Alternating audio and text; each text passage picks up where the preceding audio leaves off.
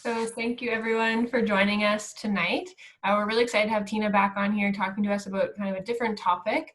So she's covered a lot of different mental performance topics in the past, but today we're going to be talking more about how to kind of apply everything that we've learned over the past three months during this Coach Socialization series. So it's going to be more of an open discussion, lots of questions. We really want you guys to be engaged, and feel free to use the chat box or unmute yourselves. But thank you so much, Tina, for having us. I think it's really important, and hopefully coaches will find it really valuable. So thanks, Tina.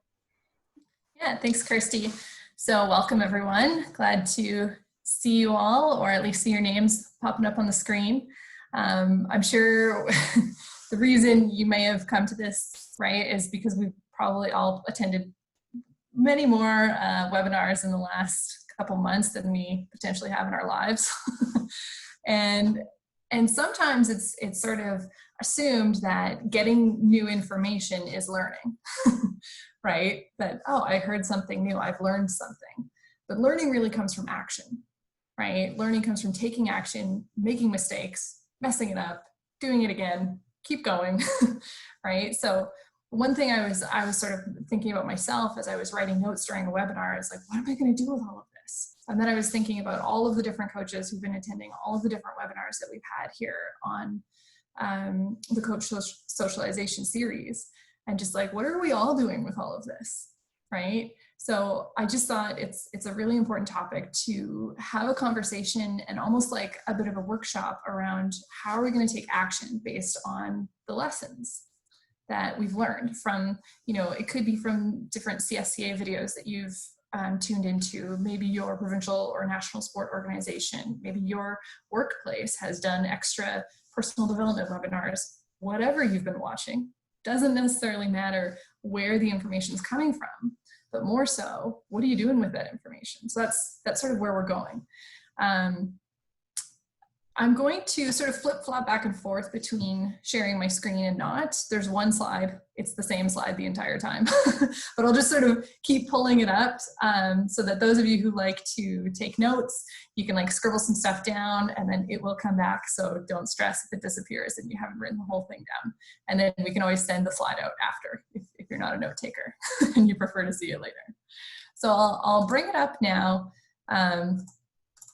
Just to give you a sense of where we're going. So when it comes to taking action, the first thing we need to figure out is what are we needing to do? And also, just as importantly, what should we not be doing, right?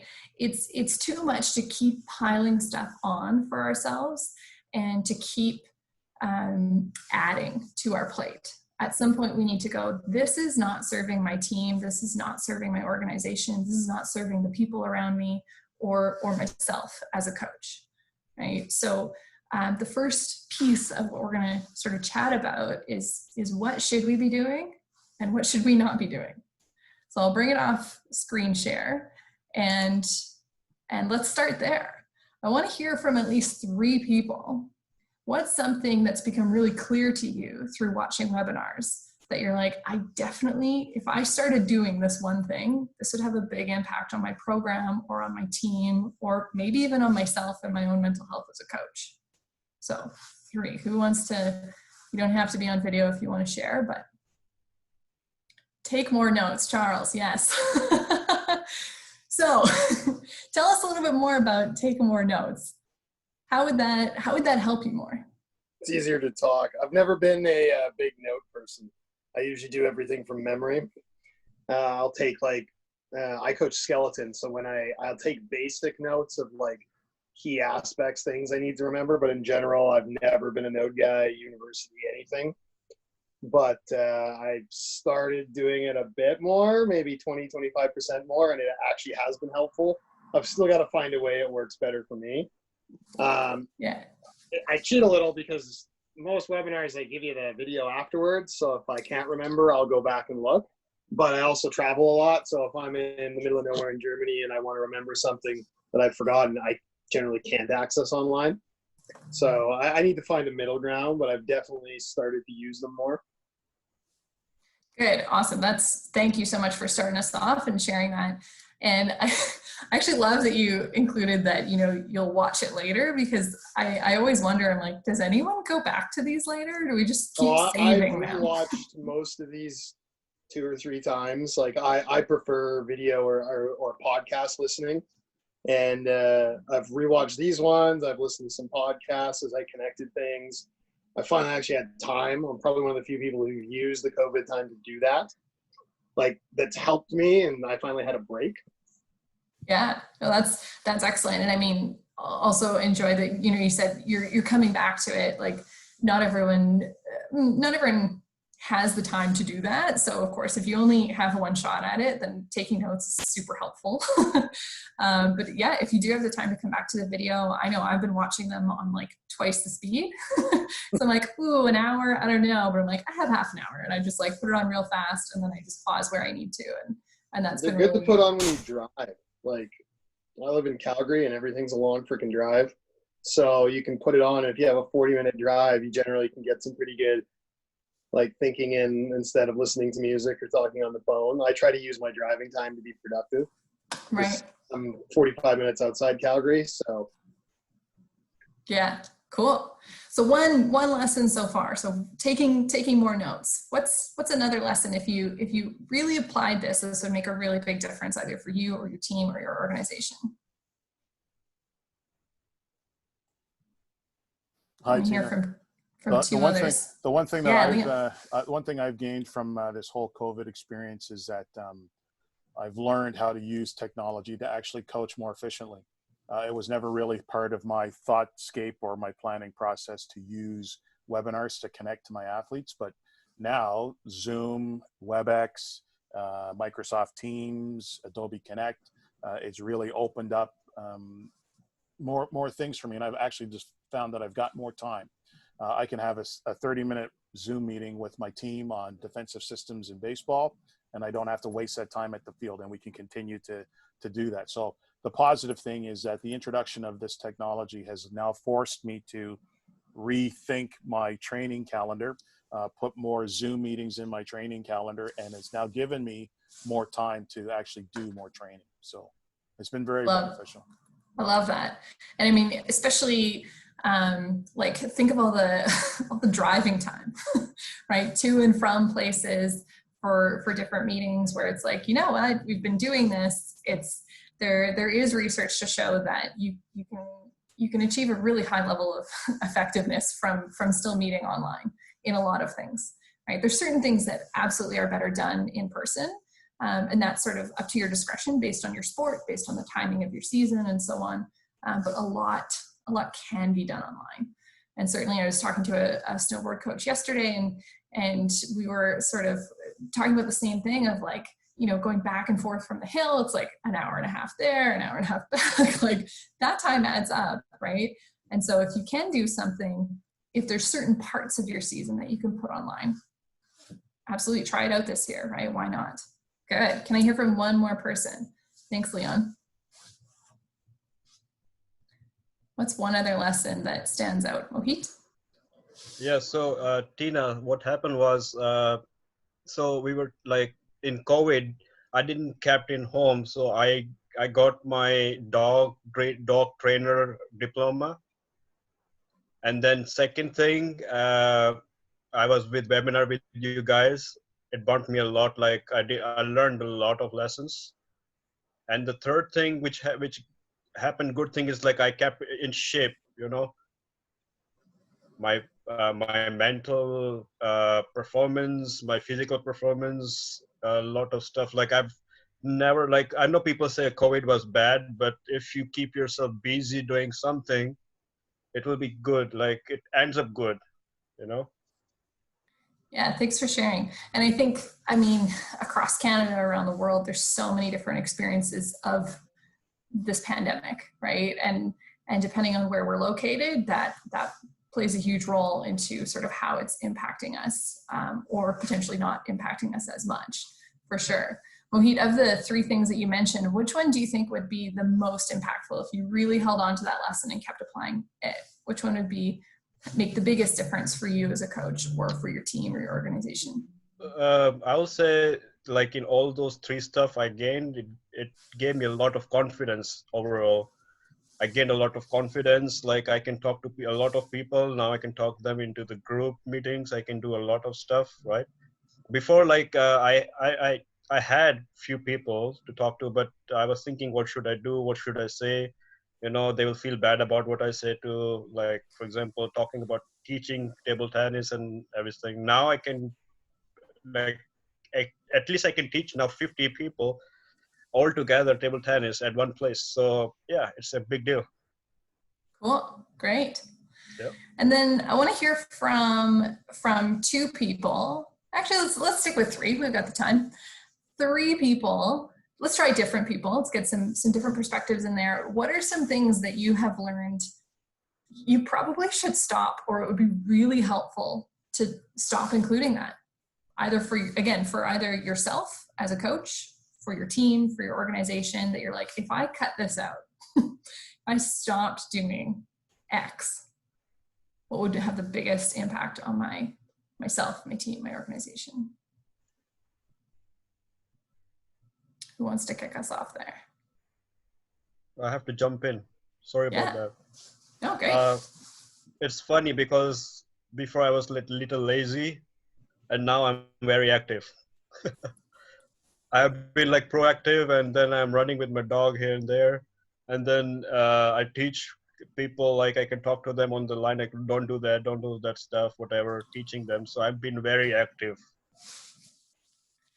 Almost like stop procrastinating or stop setting aside your fitness, almost like that. Yeah. Good. What are some other things that maybe you've become aware that if I stop that would actually be really, really helpful to maybe cut that thing? Eating a lot of junk food. Yeah. Something Len talked about in his seminar, the artifacts, the things, programs, people, teams hold on to.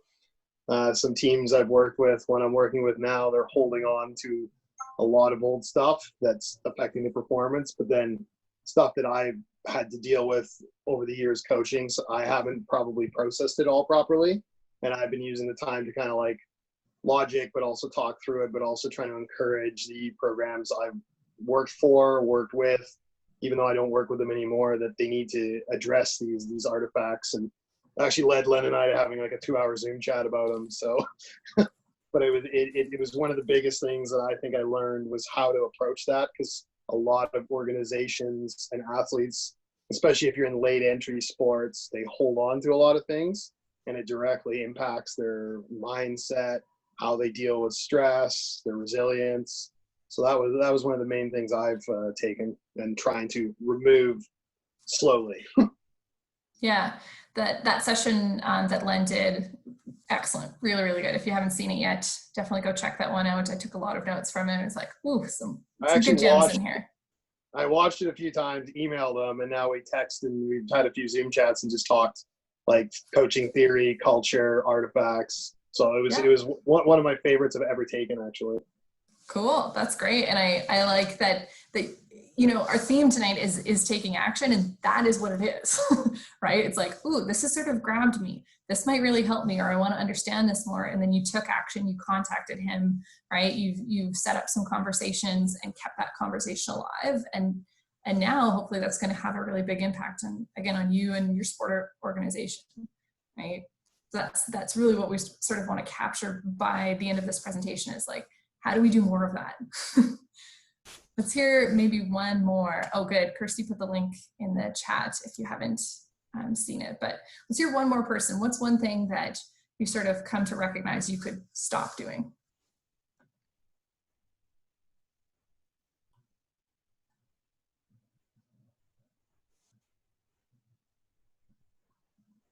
No other ones. I'll hop in. One thing that I've recognized I can stop doing is having my phone right beside me at all times. I learned that fairly early on in the pandemic, and the lesson has come and gone. But I found it that I'm much more productive if in the morning I just leave it in my bedroom between 9 and noon, turn it on Do Not Disturb, so I don't even hear it, you know, vibrating from any messages or anything like that. And on the days that I do that, the work that I get done in those 3 hours is more than I would probably get done in 5 hours if I had my phone right beside me. So that's one thing that I have started practicing, and I'm like, this is good. This is one that I can set aside And that will help me a lot. Okay, cool. Thanks for sharing, everyone. So I'm gonna bring the screen share back up. But again, for that first point, it's really about like getting really clear on what are the things. So when you think about all the different lessons, there's so many gems, but we can't do it all. When we try and take it all on at once, what ends up happening is we get in this flurry of action. And you can imagine arrows sort of pointing in all different directions. It's not necessarily focused. It's not necessarily super productive. It feels like we're being really productive in the moment. And then either a few weeks or a month and a half later, it sort of has all fizzled, right? What's much better is to pick one arrow, right? And when that one feels like it's pretty well set up, to pick another one, right? And then pick another one and just like keep building. And that sort of goes right into point 2, right? Which is that we want to minimize the friction of taking action, right? There can be a lot of like, well, what if I do it wrong? What if people think things about me, right? Our brains are capable of coming up with every reason not to take action, right? And some of them feel pretty legitimate, right? But that's sort of how our inner workings, our inner thoughts work, is that it always feels legitimate, right? Our barriers always feel really, really legitimate. Some of them, I would say, are real barriers, and some are perceived barriers. So that's where we can start to pick that apart. But the second point about minimizing the friction to taking action, regardless of what your goal is for your program, right? So whether you are doing something about your program's culture, whether you are making a statement about anti-racism in your sport organization, whether you are working on physical training, or whatever the goal is, right? Starting very small. Pick some small action that you can take that's almost ridiculous to not do it right away, right? It's so easy. And start stacking up small victories, okay? This applies to you. This applies to your athletes getting back into training. We start small and we build. Much better to start small for our own self-esteem and sort of the potential momentum than to start big and be like, ooh, I bit off more than I can chew, and have to back it off, right? When we start small, right? And small is relative, depends on the person and sort of your own capacity for taking on new goals and projects. But when we start small, we feel a lot better, which tends to help the motivation to keep going, right? There's something about being 2% towards a goal, but knowing that tomorrow we're going to be 3%, and then the next day we're going to be 4% towards it. That feels better than being 98% there and then being stalled, right? Even when you're so close, but there's no more progress, that doesn't feel great, right? So even if you feel like your goal is so far off, you're like, this is going to be years before I have the culture that I want, before I've really addressed, this issue that I'm trying to tackle for myself or for my team or my organization, right? Even if it feels really far off, progress, right? Having these small steps is it's going to be the difference maker, okay? The second piece there is setting up meaningful rewards. So I didn't want to just say rewards because, there's certain things that motivate me that are different than what motivates you. But you need to know what motivates you, right? You need to recognize, oh, I really enjoy getting social recognition, okay? In which case, if I do X thing, maybe I want to tell people about it. That's a reward for one person. For another person, they want to be right? So they want to make sure that what they're doing is correct and it's not wrong, right? So for them to set up some sort of reward of maybe a call with an expert in the field to be like, hey, am I doing this right? And they go, yeah, you are. And you're like, okay, right? If that's rewarding for you, then that is what it is, right? But you need to start considering, like, what does motivate me? What sort of keeps me going and makes me enjoy the process a little bit more. So I'm going to bring screen share off again, and I want to hear from you guys. What are some of the ways so far that you have already minimized the friction for taking action? Ways that you've made it simpler for you, ways that you've sort of convinced yourself to get going on something. Let's hear from at least 2 people. Okay, I'll step into that one. Hi, everybody out there. As I mentioned earlier in my chat about being less of a male, I've been praised with having both left and right brain in there. I have a tendency to look at these are the factual things, whether they're productive or not, and then taking the non-productive things and saying, okay, look, you've done well, you have the ability to, and in short, you've done it, you can do it, and you will do it. And that's how I approach things that haven't gone quite as well as I or my athletes have wanted to do. I've worked really hard on trying to acknowledge the emotional component. For those of you who don't know, I work with a mixed gendered team. So I'm working with males and females at the same time. And as one of my coaches used to say, they are 2 entirely different animals because the psychology between them, if you put a blanket over it, people are all unique, but yet a male and a female generally approach things somewhat differently. So for me, what I've done and I've been doing, and through these seminars that I've reached out even more so, is finding people in those fields to work with me to further broaden my understanding about the psychology component and how I can better my approach at acknowledging emotional components. I know how emotional work for me, but it's to better understand how it's working for each of my athletes. And the key to that is acknowledging that emotional component. I may acknowledge it mentally, but me being me, I say, put the emotions aside and kind of move forth, but yet use the energy of the emotion as a positive to move forth, even if it's a negative emotion. So I'm learning to better apply those emotions in a situation, whether it's a good emotion and how you can capitalize on that, or how perhaps I can transfer or transition from something that's now in a negative zone to a more positive aspect. Cool, thank you, Trendle. Yeah, and I mean, I'm gonna dig a little deeper with you. What for you is the reward what's the meaningful reward for you by doing that work, by learning more about emotions, by learning more about how to better serve your athletes? My reward is seeing the athlete perform under their ideal conditions that works within the team, because there's give and take with everyone. I hear my athletes say, well, I need this, and so says, I need this and I need that. And I say, cool, we're going to put that into the pot and find the middle ground where everybody can find somewhat of a happy place, but you can't have it all your way. So when I see people whereby they're getting more in, or they're more themselves, or they're in that happy spot, you can tell by body language and performance and all those things. It all comes together, which is really nice. And for me, it's kind of like going, that's working for them. I like that. And I feel good when I see them work. And I too, it works for me when it's coming together for them and the team as a whole. Cool. Yeah, thank you. Really well said.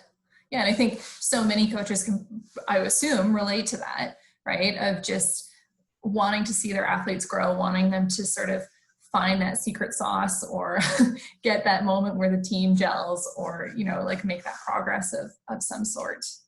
Can someone else share a way that they have made taking action, they've sort of taken the friction out of it, made it easier for themselves, either a reward that they have considered and maybe dangled out in front of themselves, or yeah, we'll leave it there.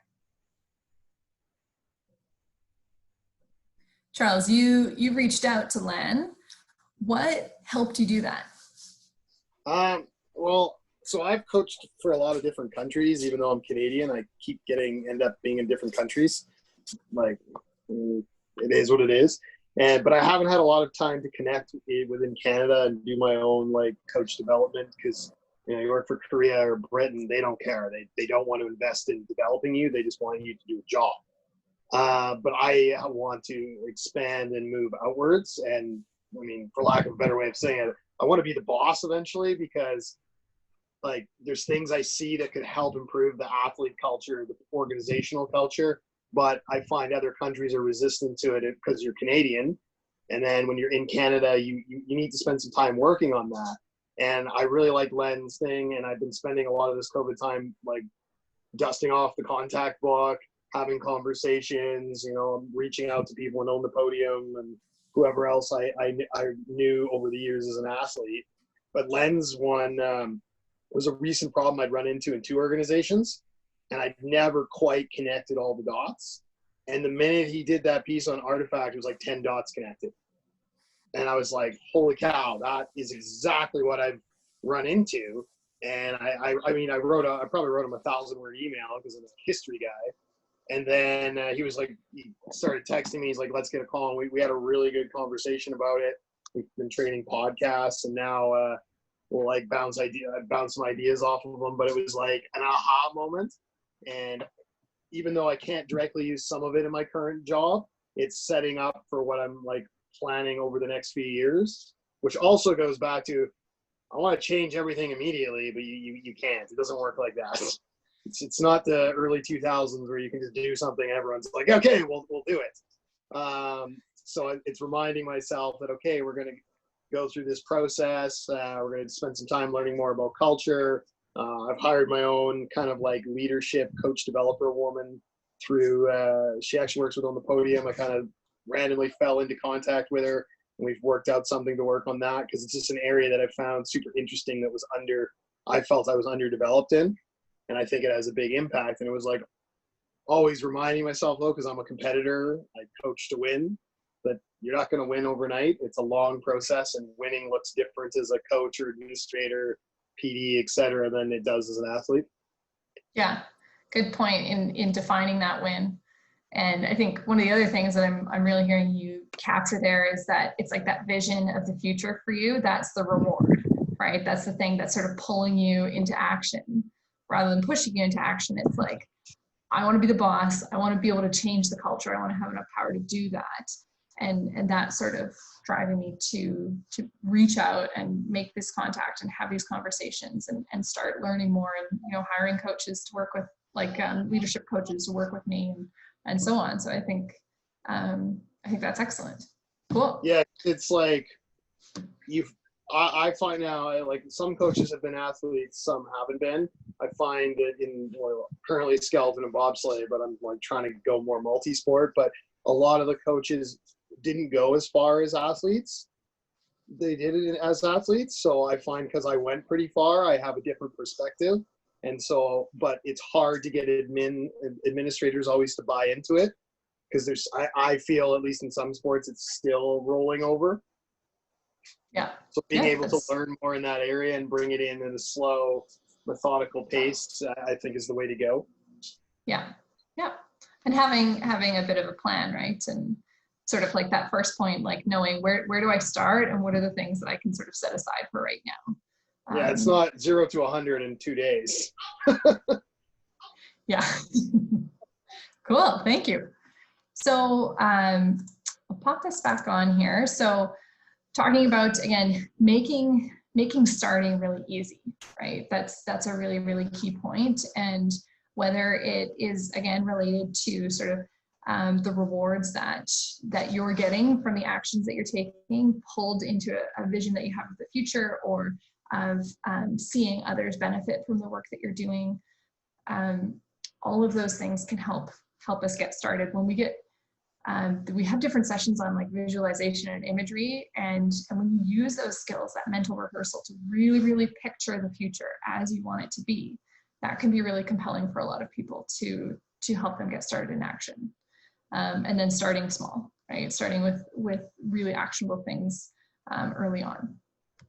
Well, so then the next piece is about maximizing the friction of inaction, right? So we actually want to make it harder for ourselves to not do something. Because when we're not doing something, it's really easy to keep going, right? So you want to make it harder on yourself to not do anything at all. So the 2 points here of being accountable to something or to someone who is meaningful to you.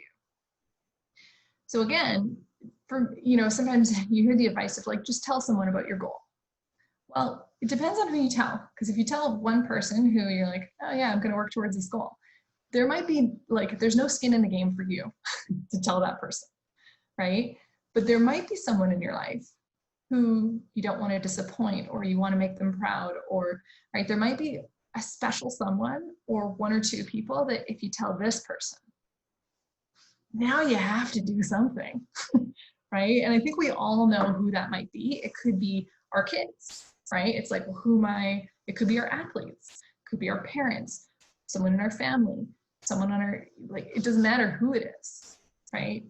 But to declare what you're going to do and share it with someone who's meaningful to you, or take some sort of action that's going to hold you accountable. For some people, putting money on it is, depending on the amount of money, or, that could be something meaningful of like, well, if I don't do it, then I have to, there's all sorts of apps of like, if I don't do my workout, then, I put $1 towards a charity that I hate or something like that. Like, I mean, for some people that is quite meaningless. They're like, I can not do with that $1. It's only $1, right? And they'll sort of brush it off. But finding something that you're like, no, that does put me into action. And then the second point here, I find this to be a really helpful question, especially when I'm stalling on doing something, is if not now, then when, right? And I'm sure you've heard it before. It's not something new or groundbreaking, but it's helpful to keep it top of mind when we're hesitating on taking action, right? So when I'm working with an athlete, one of the things that comes up is when they're setting like a physical goal or some sort of performance goal, or they want to be a leader, or whatever the goal is, it doesn't really matter what it is. Sometimes they're not really sure what the timeline is, or like when they should get started on that. And so one way to work with this is to start with like way out in the future, like something obscenely far in the future, and go, if I haven't accomplished this thing or taken action by this time in my life, am I okay with that?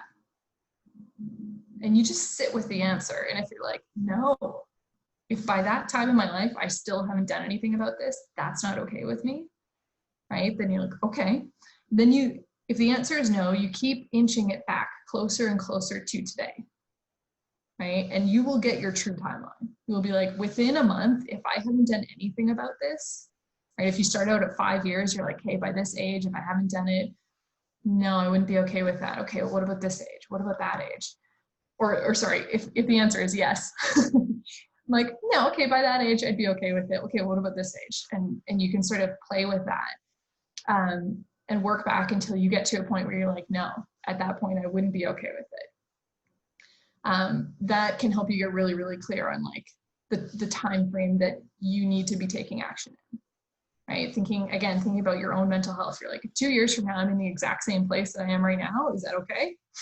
And some people might be like, yeah, that's okay with me. And some people, that answer is, no, I don't want to be in the same place 2 years from now, right?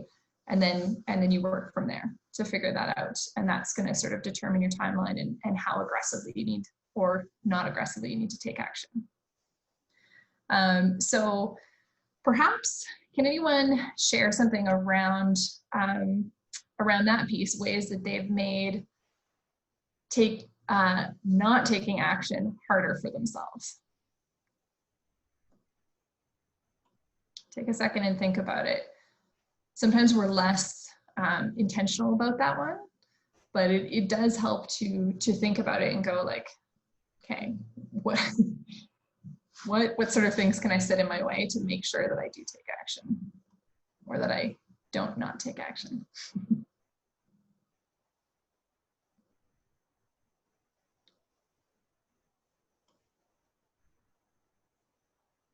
Oh, Leon, it looks like you're talking, and you're unmuted, but it's not coming up.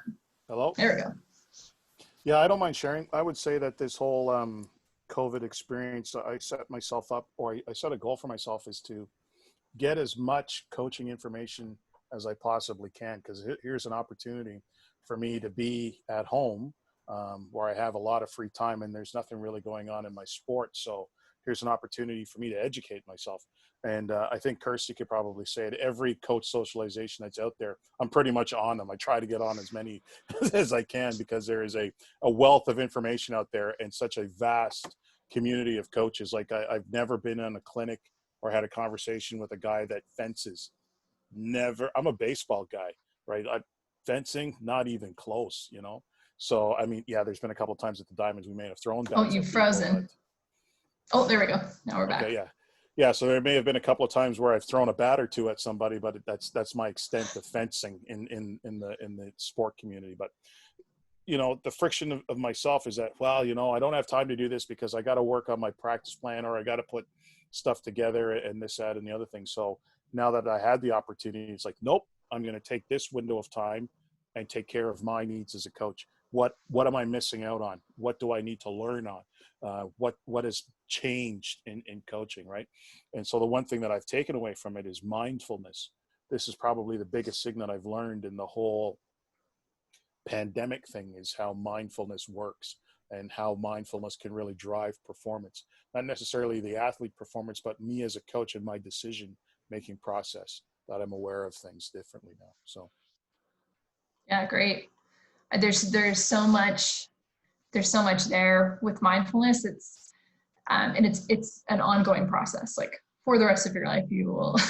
I was thinking about this as I was sweeping a small little apartment, and we end up sweeping almost every single day, because whenever the sun comes in, it's like instantly you can see anything on the floor and you're like, I just swept yesterday.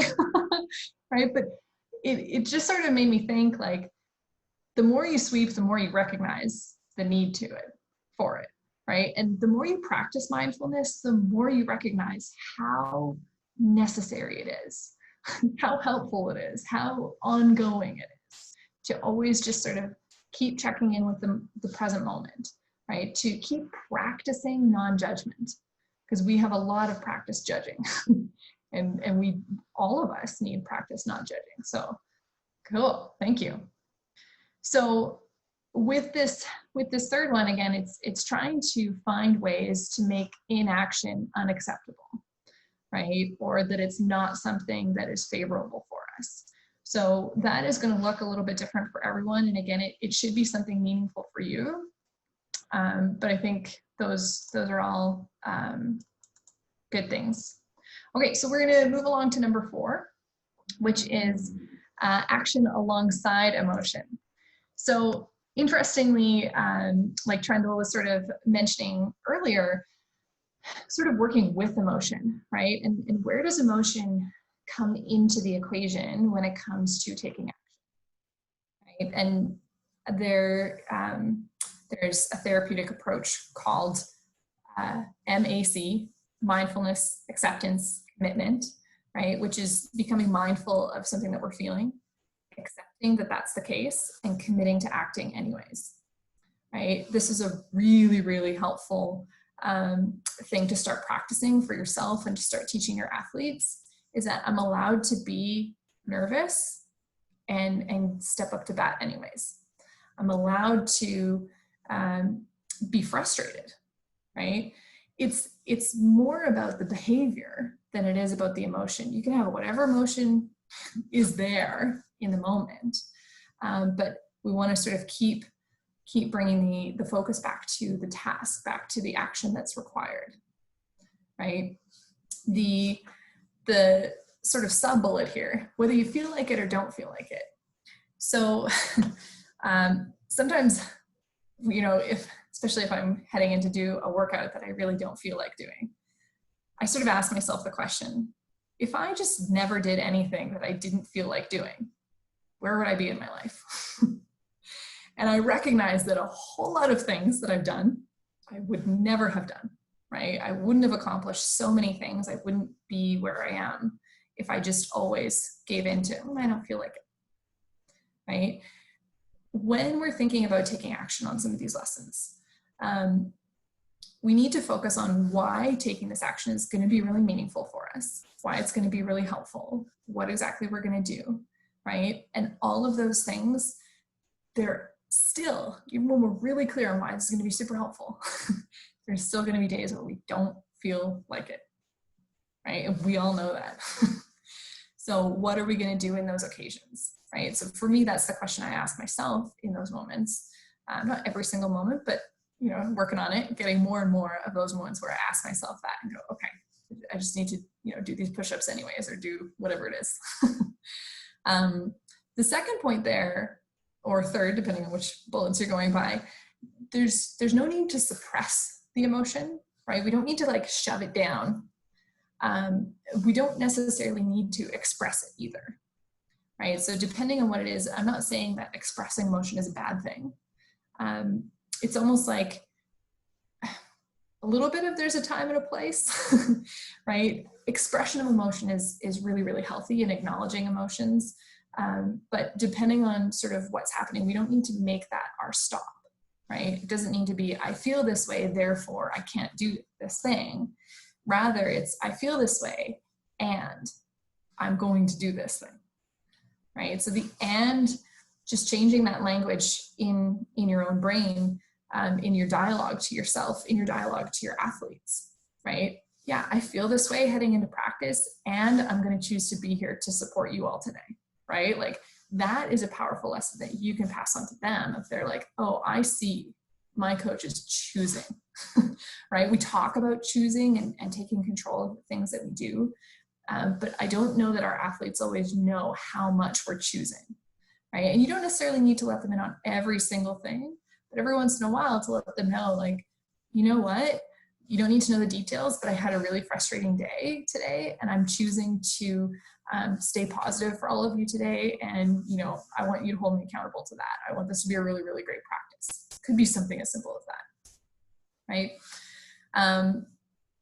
And all of these, we can think, if we wanted our athletes to take action on something, these are things that we would want to help them do as well. So by doing it ourselves, we're being a role model for them. And the more we sort of let them into that process, that we're a work in progress as well, the more they see that learning is a thing, right? And that it doesn't stop, and that it's okay to learn. And we're sort of teaching them all sorts of little lessons in that. So I want to hear some just thoughts around this, around maybe your own experiences with either suppressing emotions or expressing them in ways that potentially held you back, or just any thoughts around sort of this idea of letting the emotion be there as you do the work anyways. In table tennis, I think both things works simultaneously. So when you're playing a game, you need to be silent and then observant and be in the moment. And then when you win a point, then you can shout as much you want, because that's your point.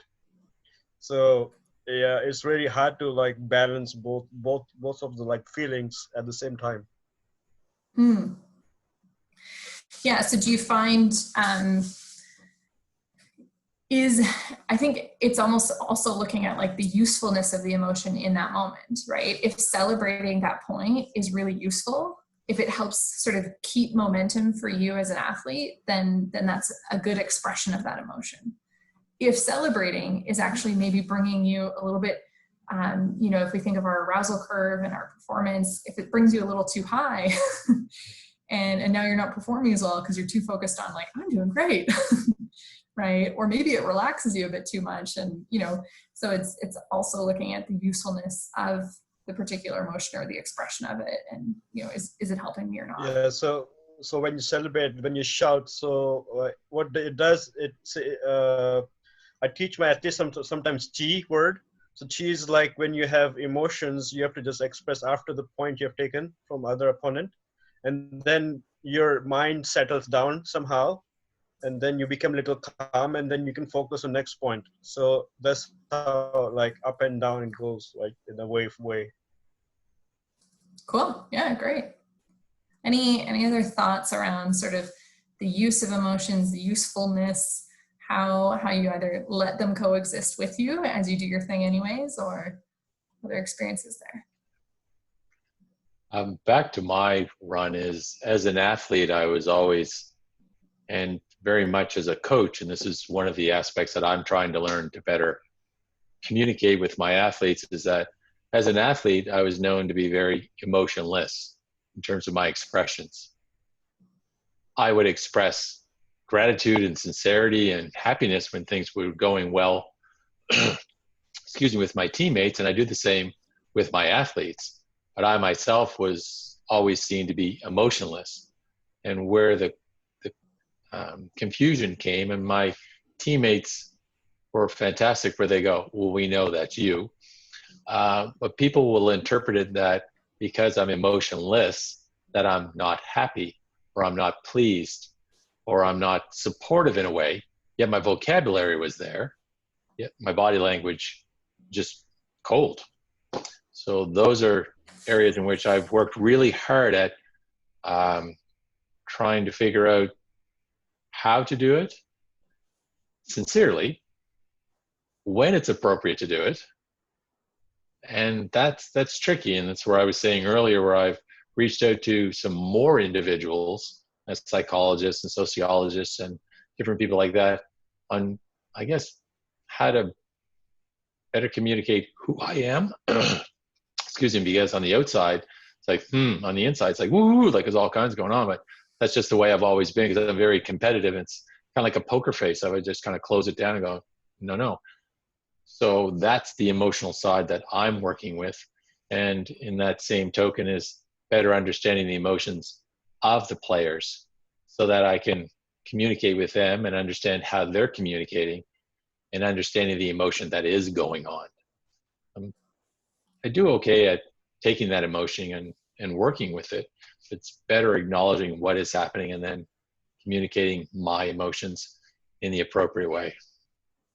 Yeah, I think it's interesting because I'm probably the opposite, almost too expressive, right? I'm just like any little thing, I'm like, yeah, right? But one thing I was reading the other day is like, it's every single strength or characteristic of a human being, it can be a strength in one situation and it can be a liability in another, right? There's no one thing that's going to be helpful all the time. This was in a paper on resilience, and they were talking about, like, you know, historic research on resilience was really like, you need to be resilient, go be a strong individual. And more recent research is really about like environment, supportive, all of these, like these much larger factors that are going to support someone. But the point that they were making is we can't pinpoint and say like this strength is always good or like this is what makes someone resilient, because the same thing in a different situation doesn't make a person resilient, right? But what you're saying is like in certain moments, right, your ability to sort of keep that poker face or not express that emotion probably really worked for you, right? And then there's sometimes in your life where it actually sort of works against you, right? And all of us have those things. And I think as the older we get, you know, sometimes people are gracious enough to share them with us and give us insight into what some of those things are, which we call feedback usually. And sometimes people shy away from it, but there's so much value that can be gained from those insights. But yeah, I think starting to recognize like, where does this serve me and where does this not serve me, right? And again, sort of tying it back to emotions, we're not saying emotions are bad. They're really helpful guides for helping us understand what is the thought that's sort of at the root of all of this, right? The thought comes before the emotion. And there was an activity that I saw in, I think it was a workbook I was looking through, I can't remember. Again, it's been a lot of webinars and things. But this one was like an iceberg, sort of an iceberg, and then there were 3 different arrows. So what it started with was like the reason you think you're not doing something or the reason you think you are doing something, right? And then it's like, actually, let's go below the surface here, go at least 2 more arrows down, right? And then you get to the root of like, oh, this is why I'm avoiding this. Or like, oh, this is why I do that thing, right? And there's so much value in recognizing that for yourself. And yeah, I think each of us sort of seeing where are these things serving me, where are they not, and something that I've been sharing with a lot of athletes is just asking the question, is this helpful? Is this helpful right now? Right? Is there another time that this might be helpful to think about this? Right? Because, you know, working with some tennis athletes and they're like, oh yeah, you know, maybe I'm thinking about what the other parents in the crowd are thinking, right? We're such a tight-knit community.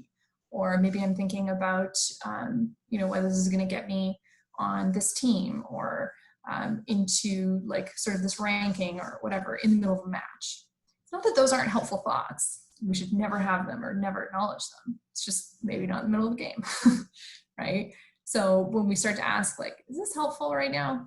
You know, we can better set aside like, no, that's not helpful. Set it aside. Oh, it's the parking lot, right? Set it aside. And then refocus ourselves. And a lot of people use the acronym WIN, what's important now, or thinking about a flashlight. A flashlight's really helpful as long as it's pointing on the path that you need to walk on. It's pointing out into the trees while you're walking down a path, less helpful. Just got to redirect it back to where you need to go. So, so yeah, hopefully that has helped. If for those who maybe were joining in less on the conversation, at least verbally, hopefully you've found some helpful things in the conversation around taking action. I'll pull up the screen share once more just to do a quick review here. So again, it's really about making sure that we know what it is that we're going to take action on, whether it's you or your athlete, for your sport, your organization, what you're not going to be doing. Then minimize the friction of taking action. So pick very small things that are going to be almost ridiculous to not do. Set up rewards that are really, really meaningful for you. Make it hard to not take action, right? So again, whether that is a reward or some sort of almost like a punishment for you, but something that's going to hold you accountable, using the question of, if not now, when? And getting a really clear timeline of when do you actually really want to see this change happen by? And then thinking about, where does emotion come into it? When I don't feel like doing it, what's my strategy then? I don't feel like doing it, is that allowed to still be there, right? Yeah, I don't have to want to do it right now. I'm going to do it anyways, right? And you might just practice this process with like washing the dishes and doing laundry and mowing your lawn and like some small things. It's the process, it's the habit of thinking that is going to eventually carry over into the bigger goals and the bigger things that you want to take on in your life, right? So if for you, the way to minimize the friction of starting is to just start with like household tasks. You're like, okay, here's a big goal that I have for my sport organization, but like that feels too big right now, right? You might start with like, how do I apply this to all the little minor things around my house that I don't feel like doing, right? You will come up with all the same barriers for those little things. And if you start to learn how to dismantle those in that setting, you are learning the exact same skill set as what you need to start tackling the big things. And so when those big important things come, you are well practiced, right? You know, you know where your brain's gonna hop in and be like, nah. And you know how to be like, hey, we're gonna do this anyways. Okay, so thanks everyone. I'll maybe open the mic for the last like 3-4 minutes, see if there's any like standout lessons or takeaways. And again, if you're not on the mic but you want to share in the chat, that's also fine. We can read those out as well. Any final thoughts or lessons? Great, thank you, Tina. That was awesome. And yeah, maybe we'll get you to share the slideshow as like a PDF, and I can just send it off to everyone. Yeah. And then, maybe I'll include in the YouTube bio or something. But if anyone has any questions, feel free to ask now. Yeah, Charles, I was thinking, I had the same like thought process like yours, like to be global.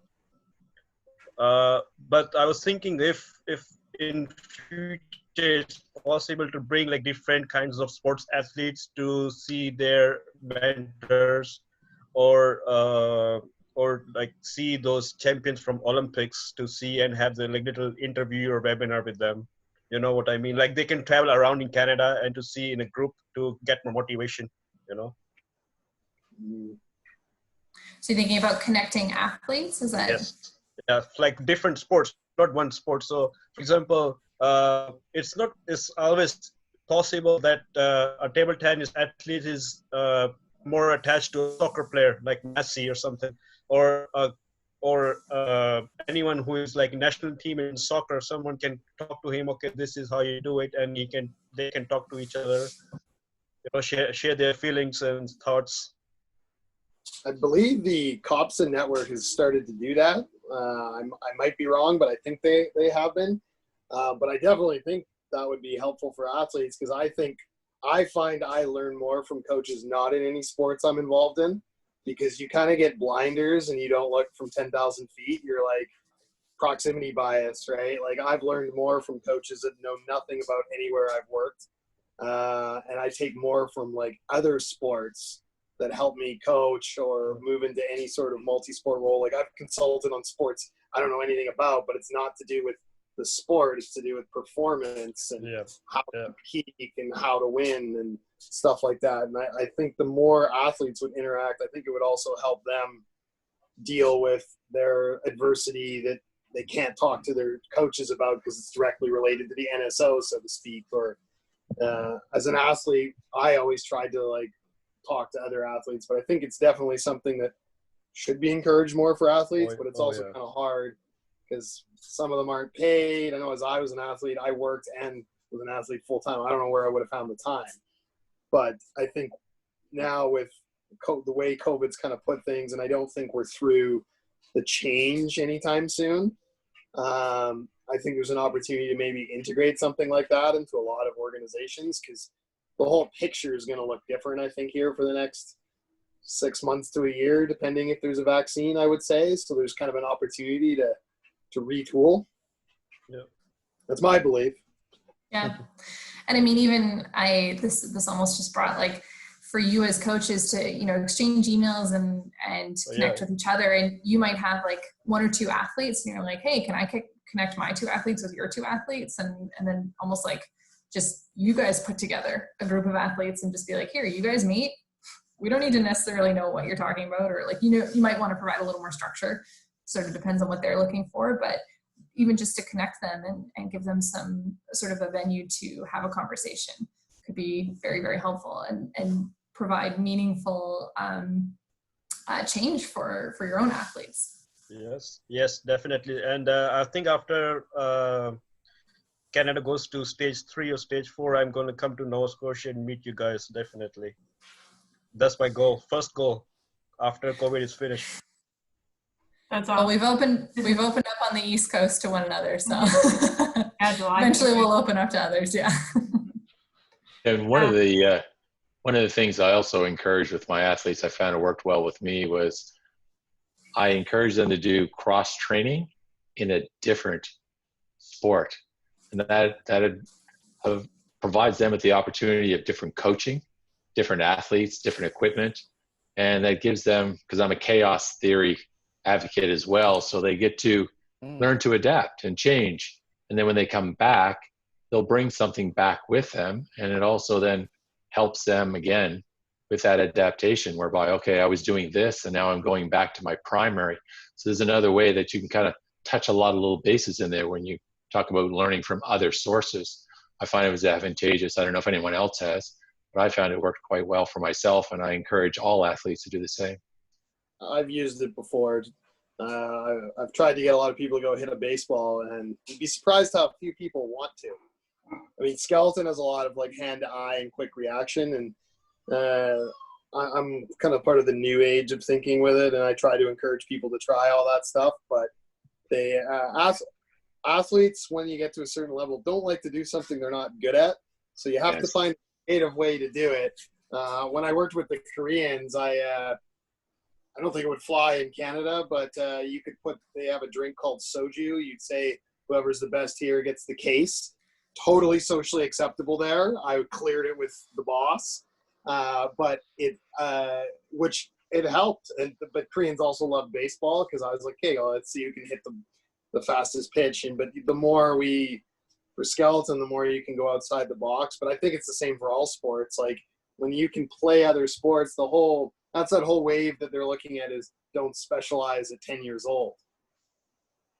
Because Yes. my group, when I was an athlete, we specialized, and I started to get upset because I started being terrible at even shooting a basketball. And I was like, when did this happen? So it's like hands-on experience with it. Yeah. One of the I think ways it's- I've been able to do that encouragement is I've had them speak to, or had coaches speak to them, and I asked the coach one simple question: where do you find a good athlete? And that's in another sport.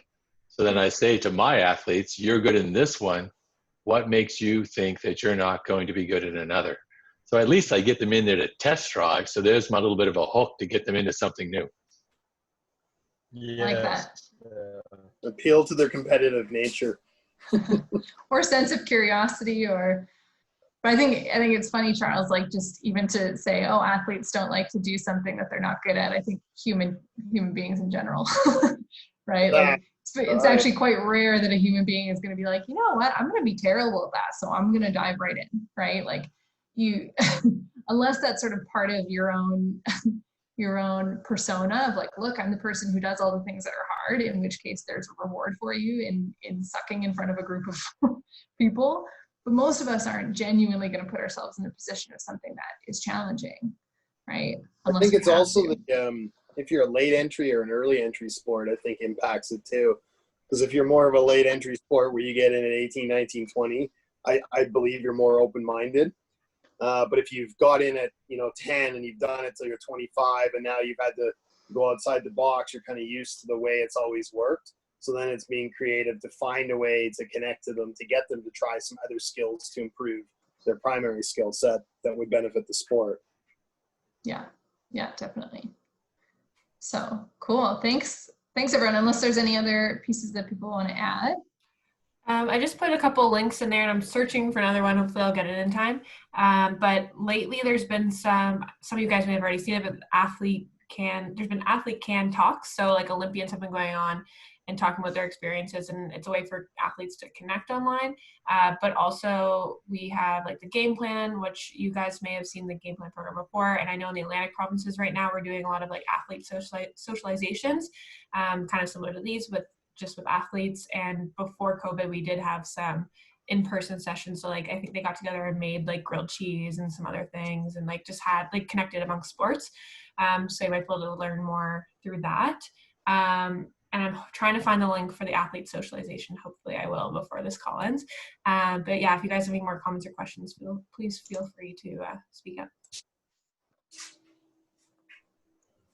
Tina, my question is, how will you deal with this nature when athletes say like, I'm not good enough for this sports, but they play good, they play really well, but they said I'm still not good enough. What do you do with that? So if they're not feeling like they're good enough to play at all or to compete, or? No, I mean like he plays good, but he gets some good points too, but he loses so many points, and then he says, no, I'm not going to give up, but I am not good enough. That's what he keep on saying that. I mean, I think whenever there's a belief, whether it's, you might sort of say whether it's like founded on something or not, whenever there's a belief about our abilities, we can go back to sort of those sources of self-efficacy, right? So our past performance, like what have we done or haven't done, but not only what have we done or not done, but what do we think about that? So again, there's always people who have objectively like done well in something and are not convinced that that is enough or that that's good, or you can't necessarily change someone's mind, but you can help them interpret what you're seeing, why you're seeing that something's good, putting role models in front of them. So if they're feeling like I couldn't be good because I missed those shots, show them someone else who maybe wasn't successful right away. Right? Oh, this person also, they weren't successful right away, but look at this thing that they accomplished. Right? Tiger Woods, yes. Yeah. So that sort of vicarious experience, like what I'm seeing around me, and then verbal persuasion. So that piece of like, what am I actually saying and what am I not saying to the athlete? So it might even be a conversation with them of like, what do you find helpful as far as feedback, right? You might think that the things that you're saying are super helpful because they help you. It might be worth just checking in with them. What feedback do you find to be the most helpful or the most encouraging? And it might be nothing and just a look, right? It might just be a smile. And they're like, I did something right. Or, without knowing more specifics on the situation. And then the final one is again, how are they interpreting the physical and emotional things that are coming up as they're playing, right? So your job as a coach is to help them interpret that and normalize certain things for them and say, it's okay to feel that. And I want you to keep focusing, just keep bringing your focus back to the task, to the training, to the competing, the communication, whatever it is that you're trying to move them towards. Yep, got it. Thank you. Cool. All right, so I think we can probably wrap it up there and let everyone enjoy their evenings. And thanks everyone for tuning in. And if you have any questions, of course, reach out. You know the contact information. We'll get that slide included in sort of the follow-up email. Otherwise, yeah, good luck. Good luck with your taking action. If you need an accountability buddy, just reach out. Awesome. Thank you, Tina. And thanks You so much guys. everyone for joining. Just a reminder that we won't have any sessions next week, just in respect of Canada. We understand that some people will be taking vacation, but then we'll be picking up the week after that. So like June 6th, I think that is. So we'll see you then, hopefully. Yeah, it's good. Like Christy, you always put on in the sequence. I like that. Thank you. Thanks, guys.